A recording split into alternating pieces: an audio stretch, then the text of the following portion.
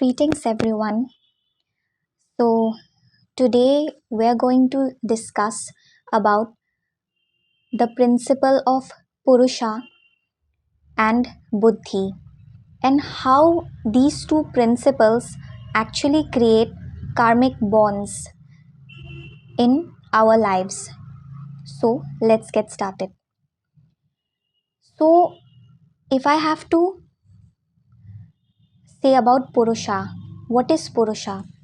According to Samkhya philosophy, you can imagine Purusha as pure consciousness.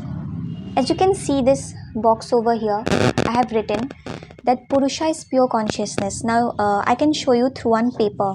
So for example, this is a single paper. So you can imagine Purusha as this white light. So this Purusha principle is present in all living beings, in all of us. So we all say that first we have the principle of Purusha inside us, who is the real self of all, the actual self.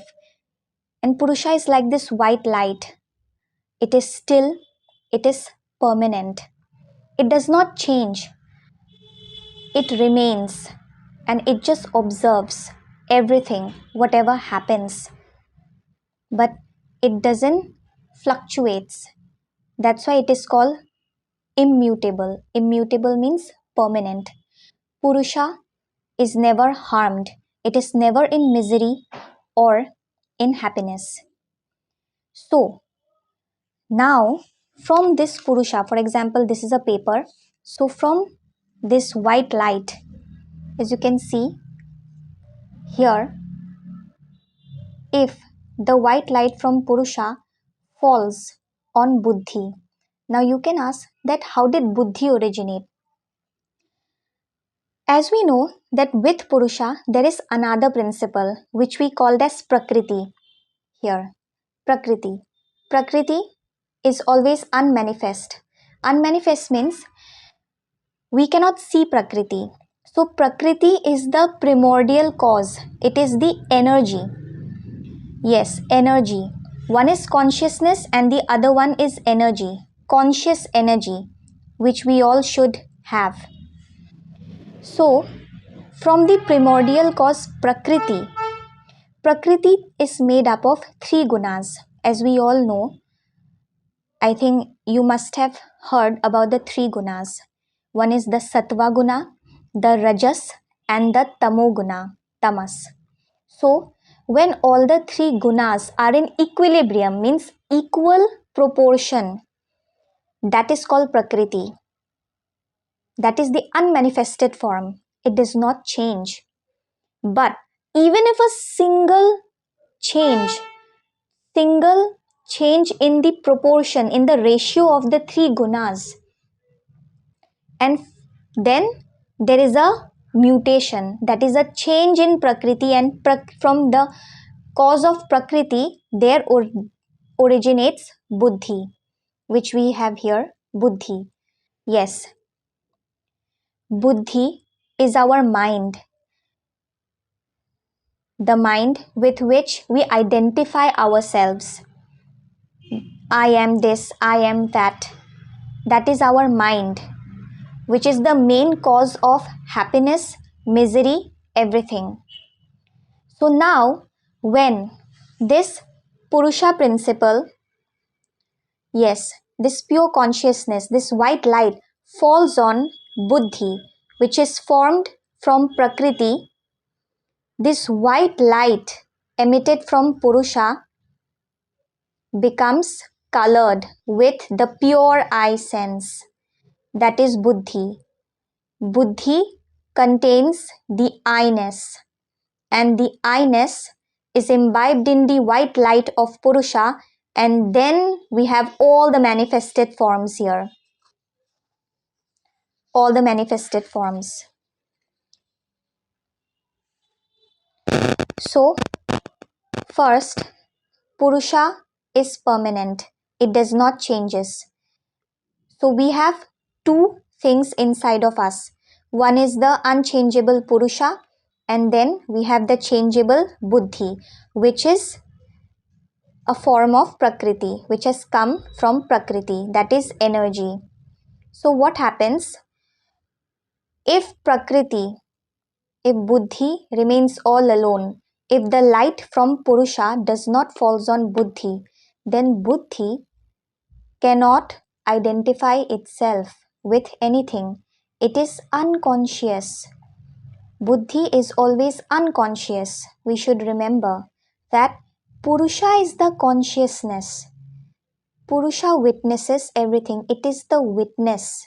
It is the observer, the knower of everything that happens with us. But we think that Buddhi is I. I am the knower. This I here. This is Buddhi. I am the knower, but the knower is Purusha actually. So, just because the conscious light falls on Buddhi, Buddhi identifies itself as being conscious, but actually, Buddhi is an unconscious thing. So, this white light falls on this. Whenever Purusha witnesses Buddhi, only then manifestation happens.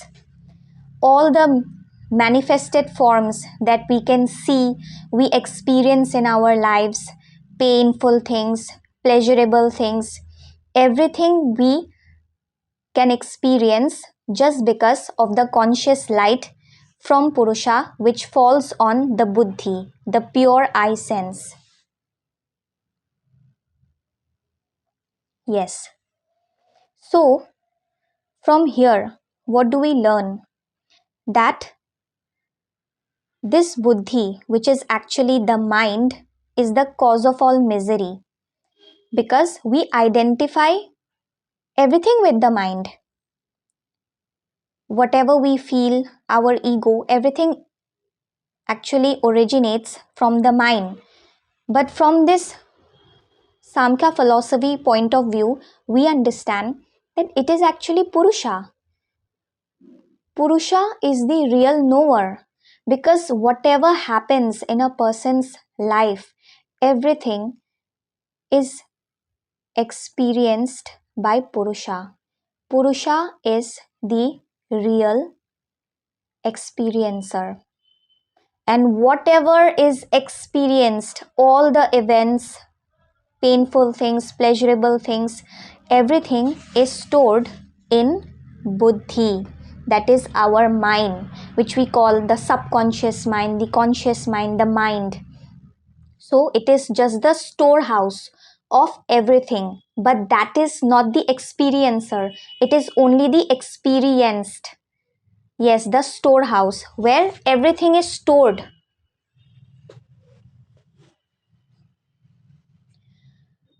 Okay, so now, so the thing is, how can we imagine the mind as? Like, yes, you can ask that, okay, but how does karma come into play? Like, how this mind thing, the association of us with the mind, actually creates karma? I will tell you. So, I had told you that actually, like, Purusha is this white light, it's like this white paper. Now, imagine, for example, this white paper is the mind.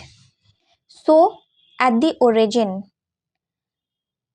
the mind has nothing. The mind is blank. So, what happens?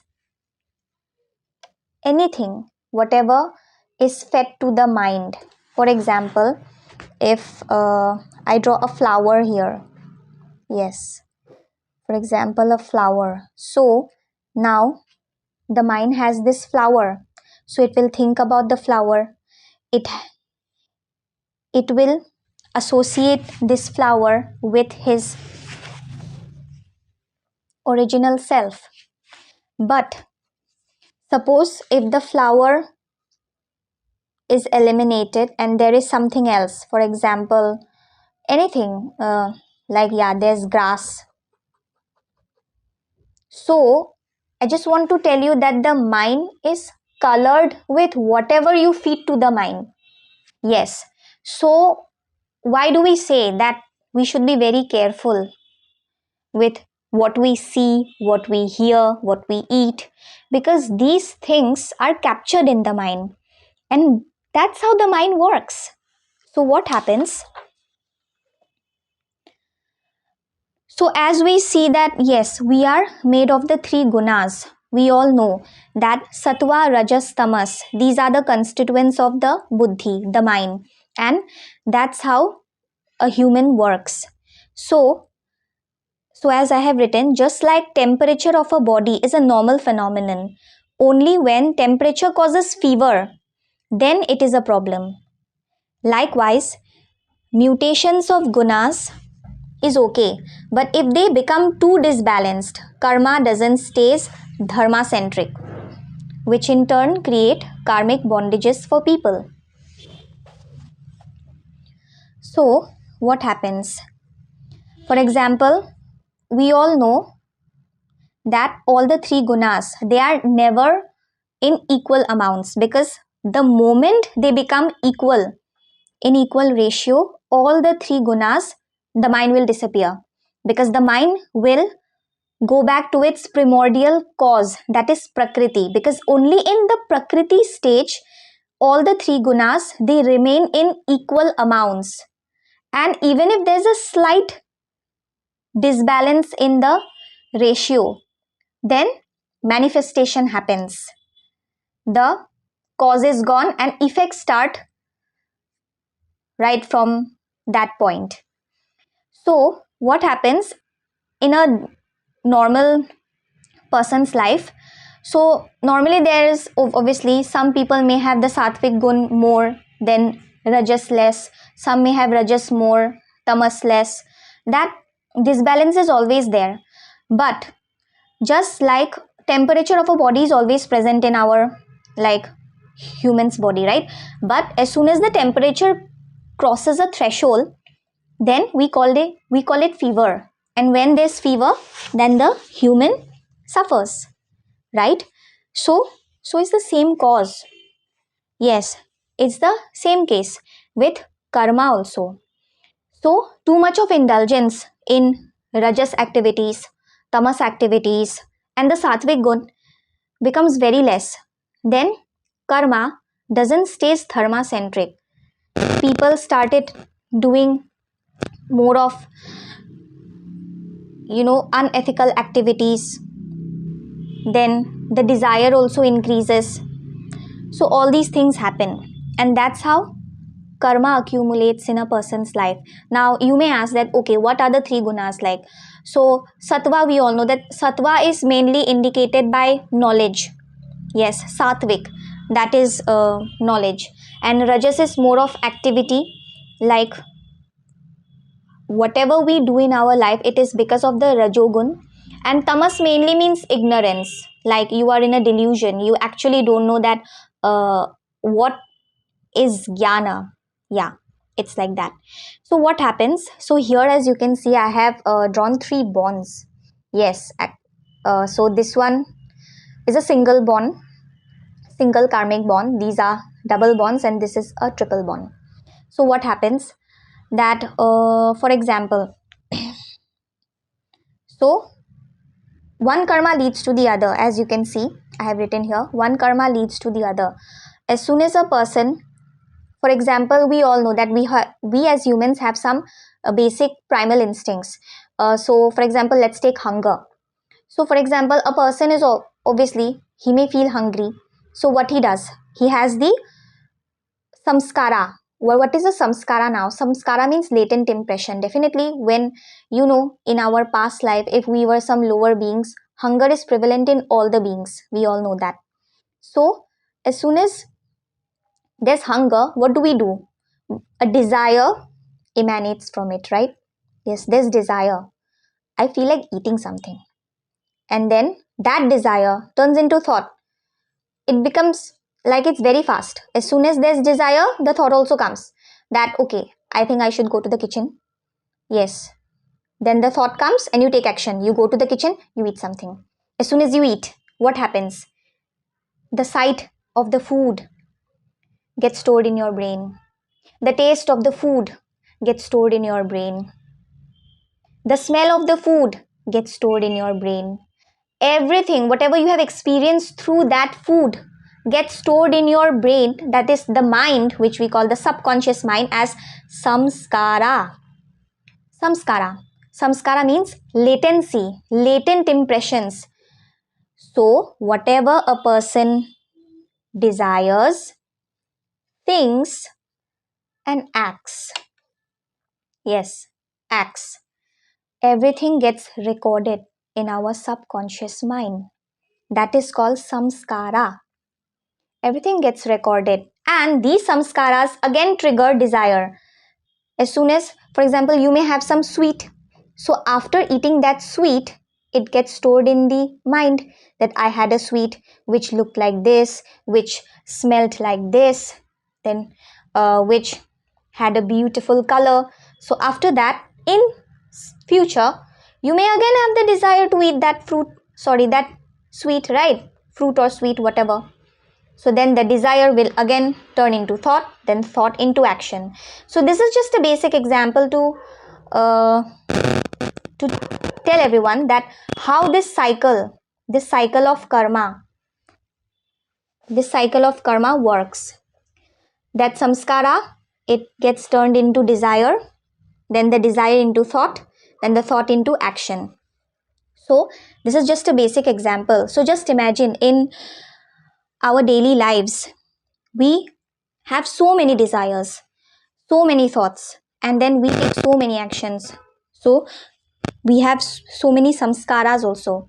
Then those samskaras get turned into desires, and that's how we get stuck in this bond, this karmic cycle, which keeps on repeating. Now you may ask that, okay, so what's wrong in that? Like we are normal human beings, so we can have desires, right? Yes, desire is normal, but the thing is, the problem arises when the desire becomes malefic, when desire becomes too much.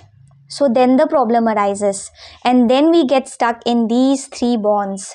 So if I have to talk about the bonds, so the first type of bond, that is a longer one, a long single bond.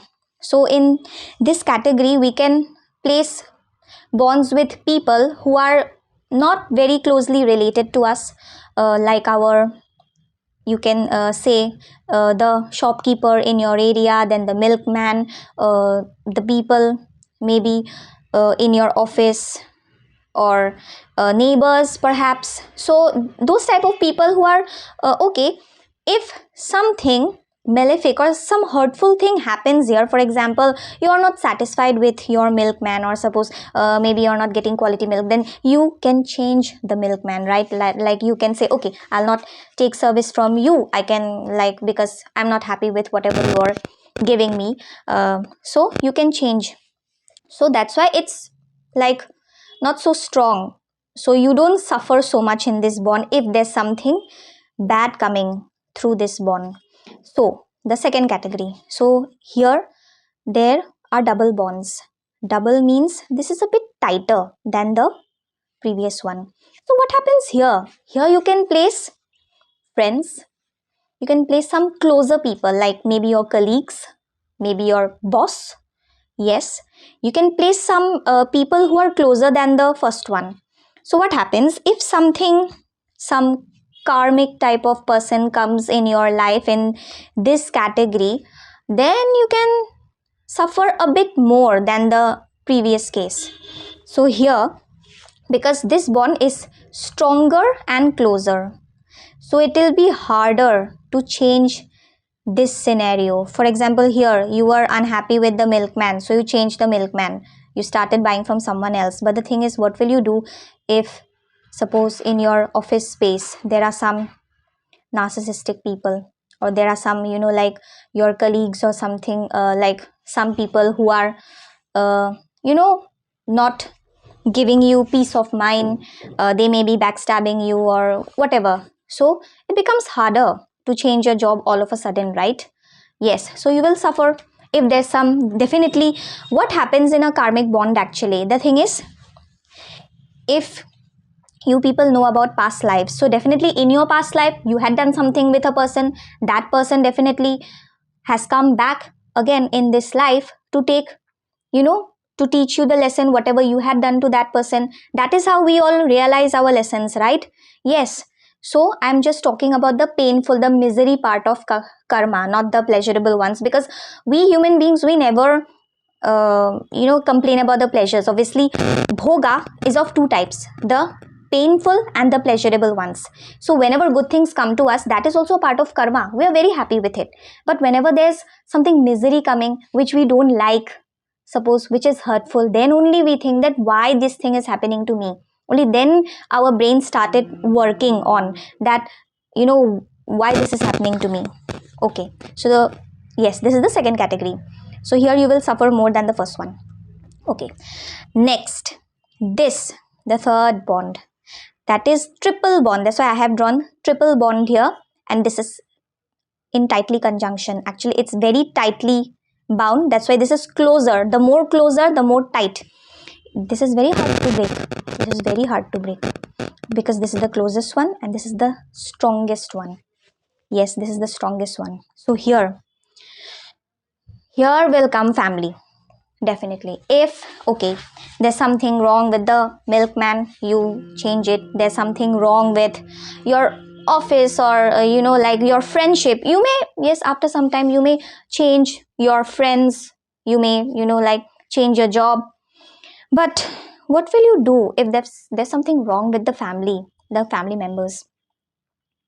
Yes, it becomes very painful, it becomes very miserable if something karmic happens in your family. If there's some family member who is always after you, who doesn't understands you, we all suffer from those type of problems. So again, in this third karmic actually category, again it is divided into two actually. The first one, yes, the first category is of the natal family, the family where you were born. So yes, you can include your parents, your siblings there. And the second category is your married family, like in the family where you are married, like your in-laws, then your spouse. So here also again there's two bifurcation. In this case also what happens, like as we can see, there are a lot of divorces nowadays. So yes, if suppose your spouse is karmic or your in-laws, they don't understand you, they make your life miserable, then what happens, yes, definitely you will suffer. You will suffer more from the two, the two categories. You will suffer more here. But yes, eventually what do we do? Suppose if we are not able to stay with our spouse, then yes, we get divorced, we get separated. So what happens? But what will you do if it's your parents? Like, you can change your husband, you can change your wife, but can you change your birth parents? No, you can't. You live with it, right? You live with that pain. There are people. So what actually is the case? So here comes the principle of Purusha and Buddhi. Yes. So the problem is we always associate with the Buddhi. I am the knower, this I-ness, whatever's in our mind. The solution lies in knowledge, true knowledge. I'm not talking about bookish knowledge, but true knowledge. Getting vidya, that actually we are that pure consciousness, the pure light, which never suffers. People come because we had done something karmic in our previous lives. Yes, it's painful, but they are here to teach us something. Because the soul wants to heal. The soul knows only one thing, that is healing. It doesn't care about whatever materialistic pursuits the personality has, the ego has. The soul is always here to heal itself, because the soul has to go back home. That is our main purpose, which we call moksha, liberation. And how will we liberate ourselves if we get caught in this karmic cycle? No, samskara will create desire, thought, then action. And in our busy lives, we never think so deeply about our actions, right? Yes, in a day, how many actions we take place? Like we act. There are a lot of actions. So we should all try to dissociate ourselves from the buddhi, that is mind, that I am happy, I am miserable, I am unhappy, because that I is the source of unhappiness. It is the mind just shows you. But if we try to connect with the pure consciousness, God, only then we will realize that whatever's happening, it's just a phase, it's just a phase of life. Nothing is related to I, because there is no I. There is no I. There is only Purusha, which is a part of that pure consciousness, which is absolute awareness in itself. That is the real self, and Purusha never gets affected. Yes, it is the experiencer of pain and pleasure, but Purusha remains unaffected. So now you may ask, okay, now we know Purusha, we know the karmic cycle, the bonds, what do we do? So, obviously, even if I say that get connected to Purusha, it's not so easy. I'm not saying it's easy. But first, let us take small steps. Yes, small steps. First, the first thing we should do is reflect on ourselves. The problem is, we take birth, as soon as we are born, we just see the world around us. And then we do what other people do. We grow up, we go to school, we study, we get married, we have children, and then we die. Like we enjoy, yes, some pleasurable moments, some painful ones, but we never think about ourselves actually in reality. Like, okay, who am I? Do you even know that do you know who are you? That's the issue. So first, get to know yourself. That, okay, what are the flaws that are present in me? Like, reflect your actions. From now on, try to reflect your actions. Like, whatever action, what thought preceded that action? Then that thought, what desire I had that this thought came to my mind? Do I have a samskara of this? The only way to liberation, the first step, whatever yoga shastras give us, that is cleansing of the chitta, cleansing of the mind. First, we have to purify our mind. Yes, I'm not even talking about meditation or something. First, we need to purify our mind, because from the mind, when the mind will dissolve, only then we will get Purusha, that white light. Because the white light is colored now, colored with whatever we have in our mind. Just imagine, like the things a person goes through in her or his life, the mess we have in our minds. So that is the first step. Try to reflect on your actions. Try to convert your malefic actions into benefic ones. Yes, if you feel aversion towards someone, then turn that aversion towards amity. If you see a person, yeah, in yoga shastra itself, there's a beautiful process given for cleansing our chitta, that is the mind. The thing is, yes, it says, if you see a person who is very happy, that person can be your friend or it can be your enemy also. For example, a person who has done bad in your life. So what do? You feel happy for the person. I know naturally what a person feels. Someone may feel jealous, someone may feel disappointed, demotivated, disheartened, or may go in agony. But no, you should turn that. If you feel like that, change the way. Because there's no I. So, whatever that person is going through, you are also a part of it. We all are part of the same source.